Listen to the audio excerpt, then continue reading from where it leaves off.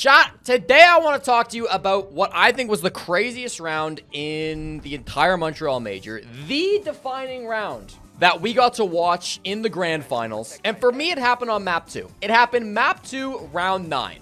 Nighthaven Labs started with a 3-3 split for the very first half. Then in the second half, BDS started to run away with it. They won their first 2 attacks. They took a 5-3 lead. At this point, if BDS were to win another round, they'd go up 6-3. They'd be in a very good spot to take the map then 2-0 and then likely win the series from there. The only time we've ever in the history of Rainbow Six Siege seen a reverse sweep was Penta versus Evil Geniuses all the way back in 2018. That's the only time it's ever happened in a BO5 on LAN. So for the first like 90 seconds in this game, it really is just BDS opening the walls, getting set up around the site. They're going to bring in double hard breach. They're going to EMP the wall. They're going to open it twice. And there's absolutely no response coming out from Dodez. Okay? No problems. At this point, Dodez has also retreated from rafters. This is important. This is like the first thing that like matters in this round. Dodez gives up IT, gives up rafters at a minute 30, and he retreats back into the bomb site, reinforcing behind him. And the majority of BDS's push is coming through like rafters, right? They're taking the free space that's given to them in rafters. They do have a pinch player in connector, but most of them are coming rafters. They're coming IT. And Dash hits a beauty opening shot to start things off. The first kill goes the way of W7M. Now, it doesn't last very long. Saltov, who's in connector, jumps in, gets the trade, and now Saltov is in the site. Doesn't have Diffuse Kit. That's still being held by Bride all the way out here. But Saltov is in the site. He's pretty, happy with this situation. We go back to Dodez, who will be the most important player through this round. BDS trying to make a push in through the north. Dodez gets the first kill to stop this. Shaiiko kills the electrical player, and now everybody on W7M are stuck inside a command. All 3 anchors are in the A bomb site. BDS have full control over B, with Shaiiko killing the guy in connector. Now the full B bomb site is being held by BDS. They can come in for a plant. But unfortunately, Bride doesn't exactly do that. Bride, before he goes for a plant, is able to find a pick. Massive. Just finds dots coming in through top Aqua. That's great. This is looking amazing. While it wasn't an opening pick, BDS are in a perfect spot to try to win this. But at the same time that this goes down, as soon as he gets that kill into dots, Saltov smokes. Saltov tosses out a smoke grenade. He's smoking the plant spot. He wants Bride to plant right here. But Lobin has other plans. Lobin is sneaking right up to the can opener breach. Why? Because Bride has just popped a flash, and he's heard Bride pop that flash. If Bride tosses the flashbang through this drone hole and Lobin sits still, they're going to vault in at Lobin. They're going to kill him. He's a sitting duck. Lobin doesn't want that to happen, so Lobin gets aggressive on the breach, and he downs the Diffuse Kit. Massive. A ridiculous play to come on through. All of a sudden, the plan is out the window. BDS now start to fucking panic. He does get traded. Vaulting through the breach was probably not the right call because Saltov immediately gets the long angle kill onto him. I think he dies whether he vaults or not, but regardless, Saltov gets the trade. And now they leave Dodez in a 1v2 in a clutch position with the Fuse Kit on the ground. Dodez aggresses a little bit. He knows the smoke grenade, right? This was thrown by Saltov to try to cover a plant. Now it kind of helps Dodez because it helps limit the angles that they can be playing around. So this smoke actually beneficial for Dodez. He gets the initial down and it goes down to a 1v1. Now they didn't know it at this point in time, but I would make the argument that this right here is the most important 1v1 in Dodez's career. I think you could even make the argument that this is about to be the most important 1v1 in Shaiko's career. Because this 1v1, if you'll accept my argument for a moment here, determines who wins the grand finals of this major. If Shaiiko can walk up and kill Dodez, win the 1v1, all of a sudden BDS are up 6-3. They just need one more round to be able to close the map out, go up 2-0 in the series, and in Rainbow Six Siege, you just don't come back from 2-0 down, right? Once you go down 2-0, it's pretty much GG's. So winning this map would effectively be a championship for BDS. And even though we know in the future, rounds 10, 11, and 12 go the way of W7M, if they win this one, then they get overtime and they're still in a good chance to win the round.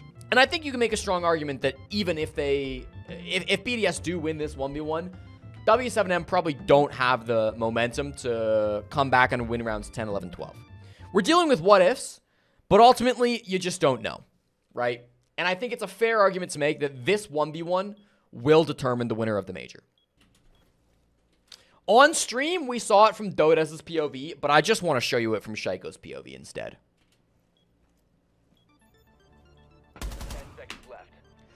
Right before Shaiiko gets into his final gunfight, a yellow ping goes down right to where Dodez used to be playing. No longer behind the table. But Solotov is downed, and I believe Solotov was able to ping where he got downed from while he was still on the ground. There are no other drones that could have pinged this out. There's 3 drones alive. One of them is right here.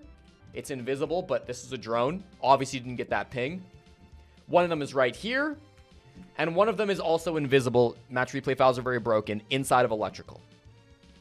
There are no gadgets that have been hacked by Brava. All the Twitch drones have been destroyed, and the only Brava drone that was not destroyed is in the pocket of Shaiiko. So I believe this ping has to be by Solotov as he is downed. And what you'll see in this 1v1 is that yellow ping basically loses BDS the major. Shaiiko swings the doorway, kills the down player, and he stares at that yellow ping for so long. It is not until Dodez is already shooting and killing Shaiiko that Shaiiko realizes he's not on this yellow ping. He's on the fucking bomb chassis.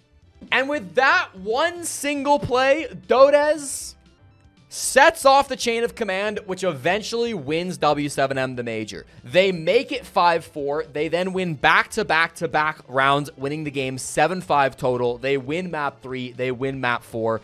A game of Rainbow Six Siege does not come down to a single moment, but if you had to pick one moment that was the most important for deciding who wins the major, for me, it's that 1v1. And it's that yellow ping that really does Shaiiko in. The next round I want to watch is probably the most, like, brazen fucking play in the entire major. Probably the highest skill individual moment that I saw. This game happens in SSG versus W7M, and it is an SSG highlight in round number 10. This is a basement defense coming out. Ben just spawns on Capcan, and immediately he puts his first Capcan trap on the blue door. The door that goes from Armory into blue. Then he runs upstairs. He says, I'm going to go roam. Let's go have a good time. Because this is ultimately a roam strategy from SSG. It's the strategy that is named after their org. It's not Mute Mozzie Vigil, but instead they're going Capcan Vigil Mute. Same idea, right? They want to waste a bunch of time on the roam, fall back to site, and then win with very little time left on the clock. For the side of W7M, they're going to spawn in with double shields. They're bringing Fuze and Blitz for the shields. Then they've got Hibana, Buck, and Ash. And W7M are going to commit to clearing this roam. W7M, they're not looking to rush. It's round 10. It's late in the game. They only need one more round to win the game. So they're going to try to clear it. And on the top floor, it's going to be a duo roam from Benja holding down the cache side of the map and Faltz holding down the master side of the map. Ashen is playing strip on the Vigil, okay? So that's the roam game. You've got 2 anchors. Top floor is going to be 2 players. Now, Faltz and Benja aren't really close enough to help each other. And that ends up being the death of Faltz. I will also say the rest of the Capcan traps were placed around the top floor, but they don't end up mattering. W7M shoot them all. And so we see the initial entry. Volps gets in on the shields. And he shits on Faltz, right? Easy first kill. Benja is trying to help, but unfortunately just doesn't really have the ability to help out at all. So Benja starts to make his escape. He deals about 70 damage to Dash. And then he falls off. And that 70 damage to Dash is very important. Benja then retreats down the oil pit and he gets out safe. What I want to focus on is not Benja, though, at this point. It's Forrest. Forrest has just picked up 2 Goyo canisters in Dirt Tunnel. And he's repositioning one of them all the way to the exact same doorway that Benja Capcan trapped at the start of the round. This ends up being a crazy good play from Forrest. In the meantime, though, we'll go over to Ashen. Ashen is the other roamer. He's the only person who has not fallen back to site at this point. He's playing Vigil, he's playing Strip, and he's doing what he does extremely well. Notice that ping as well. Forrest is telling his teammates, hey guys, I put up a new Goyo. Ashen's playing very solo here, as he is. He's playing to die. He gets a very nice kill into Lobin, and he wastes a good amount of time. He wastes about as much time as he can before eventually getting traded, I think, by this Blitz, right? I think Dots gets the kill. Yeah. Doesn't get the blind, but does get the pick off. And at this point, we got about 1:10 left on the clock. An important setup of utility downstairs in the basement, and we've got a 4v3 advantage for W7M. And one of those 4 players on W7M is playing Fuze. And because Volps is playing Fuze, he wants to get value out of his cluster charge. So as he's waiting for his Hibana to open the hatch, and while he's waiting for his team to decide how they want to push, Volps says, fuck it, I can be productive here. Let me go launch a cluster charge in the middle of sight. And this cluster charge, if you don't know, goes into the hallway. Here we go. Goes into the hallway, but Benja gets very unlucky as the cluster charge actually bounces in, and one of the nades deals 75 damage to Benja, bringing him down to 27 HP total.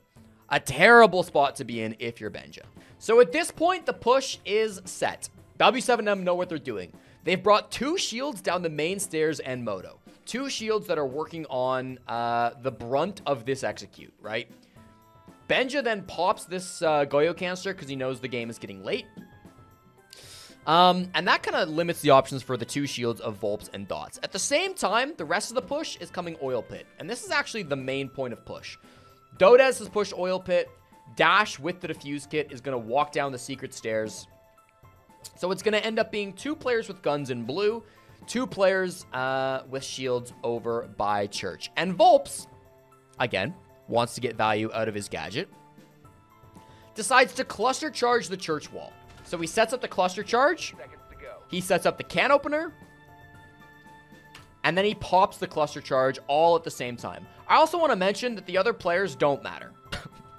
Forrest is hiding in Dirt Tunnel. He does nothing for the rest of the round. Jane, I know, was in Armory. He does nothing for the rest of the round. Benja's the only player that matters. Benja effectively 1v4s this. And I just want to show you what Benja does from a third-person POV in slow-mo with pauses. First, he stands his ground. He takes down the Blitz, catches the side angle as Blitz is sprinting through Armory. Then he hears that Volps is also running down the hallway. But does he try to challenge Volps? No. He sprints through the cluster charge. Because remember, the cluster charge, it throws out the nades, and then they take a second to explode. So as the nades go past him and explode behind him, he sprints past the nades and vaults through the fucking can opener. Then putting him behind Volps. Volps right now is aiming at where Benja was. He's aiming at where he thinks Benja is, but Benja's not there at all. Benja's somehow rotated behind Volps, which is just ridiculous. And he gets the kill, taking him down. Then simply with 3 seconds left, he runs back inside of Moto and he hides. Operators, you have run out of time. Dodez has no time whatsoever to find the final frag onto Benja, and it's ridiculous positioning from Benjamaster that wins him this round. You also might be thinking to yourself, hold on, Jesse. This was a fucking 1v4. What happened to the last guy? Do you remember the Capcan trap on the Goyo? Dash, who's only on 30 HP. Don't forget that Benja dealt 70 damage to Dash on the roam and then left. Runs into the Capcan trap, and because of the Goyo canister, Dodez cannot pick up the defuse kit and go for a plant. I think if he could, he probably still loses the round. But this eliminates the option of Dodez to focus the defuse kit after he kills Forrest. 5 seconds to go. He probably can't anyways. But it's just another combo of utility, all of which comes off the util from Benja, which forces Dodez to hunt for the kill and eventually lose on time. Following that, we have another Grand Finals clip. This one was just a little bit goofy. This was not a round that decided the major or anything. This is going to be a round that BDS actually... Well, this is on a map that BDS win. You may remember in the kill feed that Shaiiko died to a fucking Barbwire in the Grand Finals. Taking him out. Oh! Whoa! It's the barbed wire that gets the kill?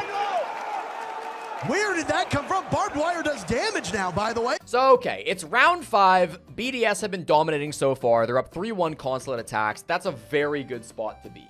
Early in the prep phase, right as the round gets going, Volps sets down Barbwire in the console side office room. Now, as he does this, he doesn't know it, but this Barbwire is going to win them the round. From BDS's side of things, they're spawning largely over by yellow. They're bringing in a Monty. They're bringing in a Ying. They're going to have Nook walk up the spiral stairs. They're going for a very explosive execute, and primarily their goal is to drop down yellow. The problem with dropping down yellow is that Loban is standing right here. And Loban really does the initial bit of aggression that allows W7M to win this round. Loban, note that he's always putting down those goos. When he hears the Candela, Loban steps up and gets the opening pick on a Breed 8. Massive opening pick. You always love getting an entry pick onto a Monty. That feels great. The rest of the push, he's got Licky Fack on the bathroom, Saltov on Spiral. Usus, I believe, is throwing in Candelas and smokes to CEO. They're not actually pushing off it. This is a bait play by Usus. But it's not just the Monty dropping yellow by himself. Shaiko's here for the trade. Shaiiko does trade Loban, but the gunfight takes him down to 45 HP. And then he gets hit by 1 goo, 2 goos, and the lightning, which brings him all the way down to 11 health. Dots then is able to push up, deals 10 more damage of lightning, and brings Shaiiko to exactly 1 health total. And Shaiko's shitting his pants right now.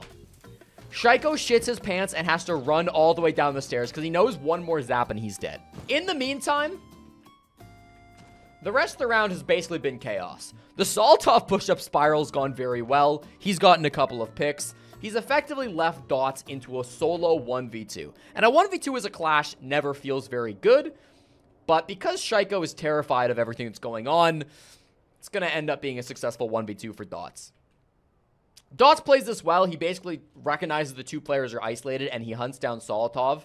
Dots is about to take a 1v1 to Saltov, and on stream, this is what we're witnessing, but it's not what I wanted to show you. The funniest part of this round comes right here, where Dots gets the 1v1 pick on Saltov, and Shaiiko loses his last bit of HP walking into the Barb. For the 4th round that we're reviewing, I want to go to Cafe. This game was Virtus Pro versus Falcons. This is the quarterfinals. This game comes down to a 1v1, and I just wanted to show you this because I think there's a lot that went into this 1v1 that didn't come through if you just watched the stream. This will be a kitchen defense from Virtus Pro. They're currently down 4-3 after having not the greatest of first halves. And Sheppard is playing his favorite operator on this bomb site, the operator he plays more than any other on this site. He's playing the Echo. He starts the round by, like, kind of hiding his operator. Not really. Like, he's not, like, full committing to hiding, but he does go to the top floor, he reinforces, and then he basically doesn't touch the bomb site for the rest of the prep phase, because he kind of wants to hide his op. It would be nice if they didn't, like, bring an IQ, right? So Sheppard kind of just stands on red stairs for a while and waits for the drones to kind of pass him by. Once operators get locked in, he can go back to actually setting up the site. He's going to give the bakery player a shield. The drone, I believe, also did just see him now, but it's too late to change your operators. And then he's going to fall back to Whiskey, which is where he plays for the majority of this round. Right off rip, he sets up a this is a pretty common yokai spot, but I do think it's worth highlighting. This is a very strong yokai on Cafe. A lot of pro teams run this, but if you haven't seen it before, this one's very good. It can see the front door. It can see all of restaurant. You can move it to go see towards VIP. And Falcons decide they're going to go top down, right? Falcons have brought the Buck. They've brought the Ram. They've said, okay, we're going to go to the top floor. We're going to enter through the roof. We're going to enter through, like, red window, and we're just going to take top down. We do see the second yokai eventually get used by Sheppard, and I think this yokai is pretty sick. Again, it's like decently common, but if you haven't seen it, this is a really cool yokai. He throws it up on the ledge, and now it's technically on the ground. It's not flying, but from here it can see all inside the site. It can watch a freezer drop, and it gets a lot of good value. It can rotate right here, which gets crazy good value if they're going for like a coffee plant or something like that. Pasha does die initially. As the push is starting to come down in through restaurant, you see Robbie on brown stairs. You see guards outside the window. You see J-Lad pushing up the VIP hall now. But Dan is the man, and Dan goes fucking crazy for 2 here. I think that's the default cam as well. It is the default cam that gets a ping onto J-Lad. So Dan gets 1, gets flashed. And eventually Dan gets the man advantage back before himself being traded. So now we're down to a 3v3. At this point, the brunt of the push has done its job more or less. They've gotten VIP control. They've mostly cleared out Whiskey with the exception of Sheppard, who is in dire straits. And at this point, Joystick ends up being the MVP from the incredibly long angle. Joystick finds 2 big kills to protect Sheppard and put his team into a 2v1. Massive picks from Joystick. Sorry, 3v1. 3v1, but the 3v1 doesn't last very long because Hasham, who has been baiting up until this point, comes back clutch, and he gets not 1, but eventually 2 kills. Ridiculous shot onto Joystick, making it a final 1v1. Now, don't forget that there's still a yokai up here. There's a yokai up here which can see into the site, which Sheppard's dead teams are watching. And there's also still the bakery default cam, which is up here that can also see somewhat into the bomb site. So there's a lot of intel that Sheppard's dead teammates have. Sheppard's on 5 HP. He's shitting his pants. He's going to play this as passive as he can, right? He was very afraid of fighting Hasham, only on 5 health, so he wants to bait the plant. He wants Hasham to start planting, and Hasham will oblige. Now, he is being spotted on this cam eventually. The cam can hear what Hasham is doing, and eventually I think it can see him as well. And Sheppard, once he realizes the plant's going down, he gets on the cam himself, and he starts to drive it over towards Hasham. Attackers are activating the diffuser. Now, he doesn't get there fast enough to stop the plant, and at this point, a lot of people will say to themselves, ah, fuck. You know what? The yokai play didn't work. But the yokai still gets great value, because the yokai is sitting right here, and it can still see a good chunk of the site, and it can help him play the post plant quite well. Hasham's aware the default cam is up, and with that default cam, now Sheppard knows, thanks to his dead teammates, that Hasham has to be either somewhere in prep, somewhere in bakery, or maybe he could rotate all the way to small bake. So what does Sheppard do at this point? Well, he could enter through the site and take this fight. But if he enters through the doorway here, he's got to fight this angle Hasham could be on, he's got to fight this angle Hasham could be on, he's got to fight this angle Hasham could be on, and if he waits long enough, he might even have to fight this angle that Hasham could rotate through, right? Eventually, his yokai will tell him where Hasham might be, but it's going to be smarter from his point of view to push through the hallway and try to isolate those angles more so, right? So first, he can clear bakery. He can pop the Goyo. This is really helpful because now he prevents Hasham from, like, playing outside the building. That would have been kind of scary. Hasham's not in position to do that anyways, but Sheppard doesn't know this, right? Sheppard still doesn't know where he's at. And at this point in time, his teammates are still on the camera. So he doesn't know at this point where Hasham is, and that lack of information is critical, right? No idea. Is he in bakery? Is he in prep? Where is he at? But Hasham makes a blunder. Without knowing where the yokai is, right? Yokai's up here. Hasham peeks. And the second Hasham peeks, the dead players on Virtus Pro are able to see this, and all of a sudden, Sheppard knows exactly where he is. From that point, immediately the yellow pings start coming out. Immediately go the yellow pings, and Sheppard knows where he's at. And it is that small peek from Hasham that loses him this 1v1. Because now they know exactly where he's at, the yellow pings never stop, and Sheppard doesn't have to guess at the player position. He perfectly plays it, comes around for the 1v1, and it is his yokai, which I don't think gets the credit it deserves for enabling that plant. This is a gym bedroom defense from Sonics. I was really hoping, to be honest, oh, this is important. To start, Rexen puts up a bulletproof inside a master. Probably the most common bulletproof on this site, but just keep in mind that that is there. That's the only bulletproof, and it is somewhat important. Rexen starts by playing in rafters. I was really hoping I was going to, like, look at this one in match replay, and, like, I would find some reasonable reason for Liquid to play the way that they did, but there's no reasonable reason. Liquid are just fumbled this round. So it's obviously a cache extension coming out from Sonics. Rexen is going to play on rafters, and Rexen's kind of fucked because of this drone. Rexen has no idea this drone is here, and I think if Liquid had played safer, they could have gotten a free pick on a Rexen to start the round.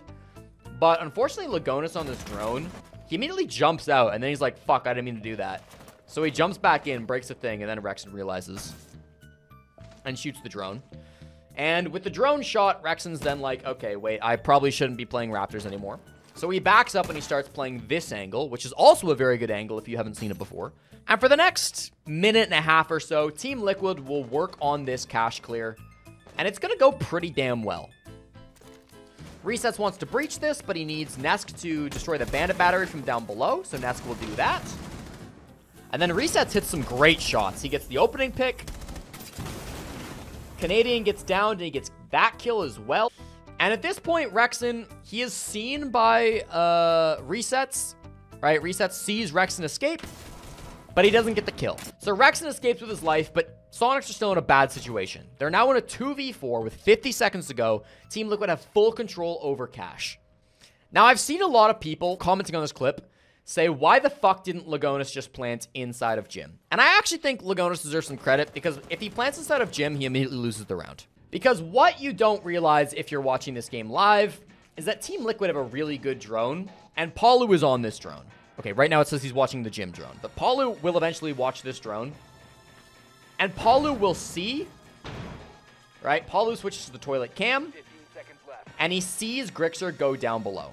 You see a two-brow below, and Palu tells that to Lagonis. You can't plant anymore, right?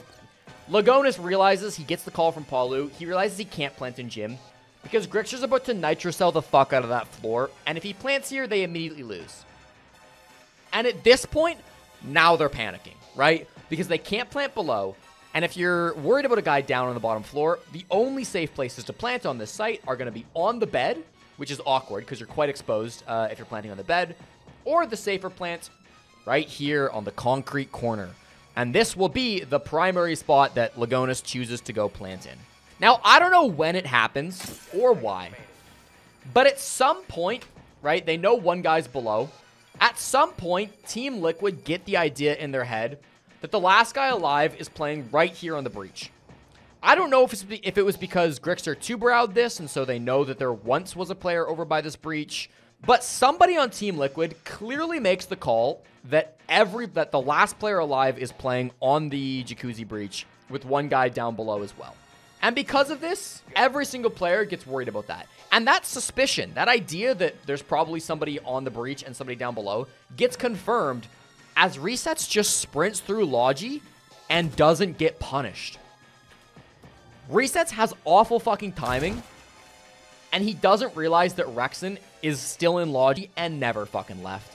Because if they thought somebody was in Logi, they'd probably be shooting Resets when he runs on through, but that doesn't happen. So they think the last player is playing right here, protected by the castle, protected by the reinforcement, and so every other player on Liquid is looking at this. Meanwhile, Resets does kill Grixer, who's walking up main stairs. That's fine. But Nesk and Maya are convinced this last player is over by the Jacuzzi breach. And as we know, he's not. And we get the fucking shenanigans from Rexen, where Resets is looking at Jacuzzi. Nesk is looking at Jacuzzi. Maya is looking kind of at Jacuzzi. Lagonis is planting the defuse kit, and Lagonis sees the foot of the only player that actually matters in the server, but Lagonis can't do anything about it because the plant is 000, and if Lagonis stops holding F, they lose the round. And Maya just has to turn around and fucking watch as his teammates lose the round. Goofy shit. I wish there was some, like, misdrone and I could say, you know what, it was this one small mistake. They just somehow got it in their head that he was playing here. They must have thought they cleared Logi or something, because somebody made that call, and it was very wrong. Okay, this is a round we already talked about on this stream, but we didn't talk about it in the process of a match replay file. This happens round 14, Scars versus Secrets. I casted this game. So we're in overtime. Secret are leading the game 7-6. They're on overtime match point. If they win one more round, they win the game, and they're defending the strongest site on the map, Armory Lockers and Archives.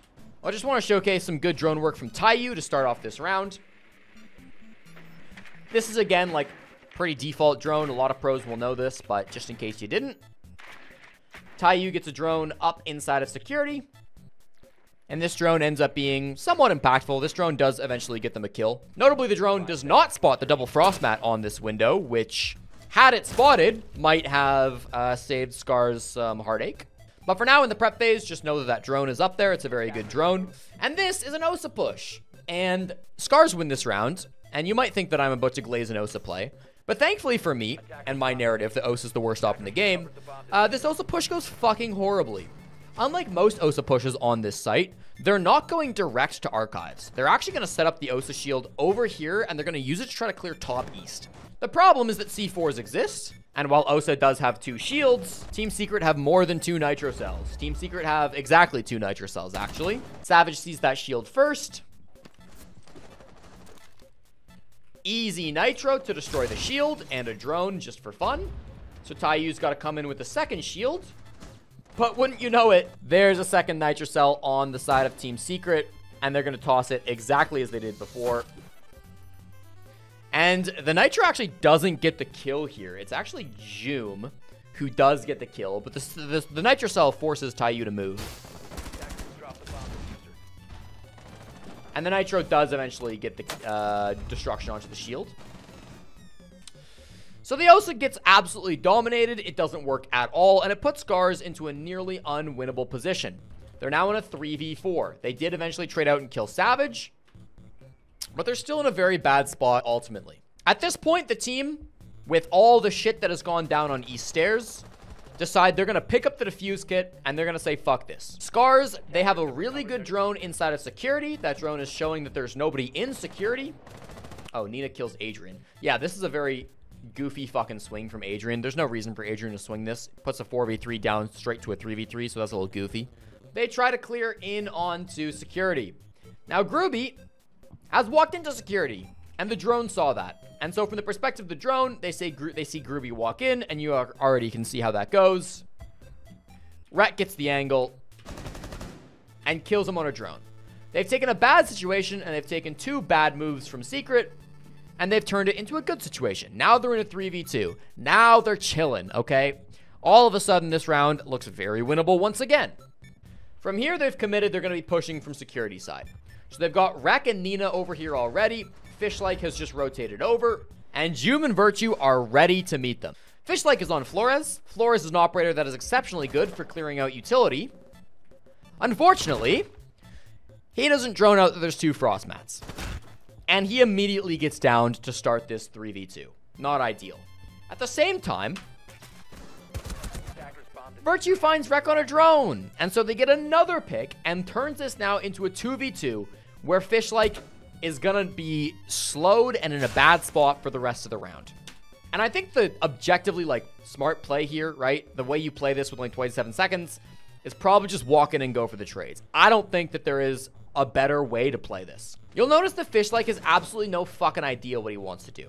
He's slowed. He starts to initially walk over towards break and then realizes he doesn't really have time. So then Fishlike's like, maybe I can walk over towards like 90. And then Fishlike's like, okay, I don't really have time for this either. So he flashes. Then he's like, okay, I really got to go pick up this defuse kit. Fishlike is fucking lost, right? He doesn't know what he wants to do at all. But Nina knows exactly what he wants to do. He has spent 15 of the last 20 seconds in this round rotating all the way around from the breach. He was here. He vaulted down. Ran all the way around the building, all the way around here, all the way around here, wasting so much of this precious time, and he runs right into a fucking Kiba barricade. He runs into the one thing that he can't get past. What's worse than all of this? Fishlike dies. So your main wall push has gone horribly, defuse kit is downed, all Team Secret have to do is not die to this last guy. But they have absolutely no fucking idea where Nina is. And so they line up perfect for him. With 3 seconds, Joom could just hide here. But he panics, and Joom says, why don't I try to refrag the guy that's playing a pixel prone across the map with a better gun than me with 3 seconds left on the clock. That ends up being the wrong call. How the fuck Scars turned this round, which multiple times, after the OSA shields, after the frost mat, after fucking Virtue kills the one player holding the defuse kit, how they ever claw this back, I have no fucking idea. But that was probably the goofiest round of the entire major. No, this is food. This is beans. Someone put beans inside. We fell in love with apologies. I'm always saying I'm sorry. You spill your train of thought, head on collision. We late to the party. Little too much too late. I don't really got too much to say. Pretty young thing when you come my way. No, I can't think, hate up a spade. You might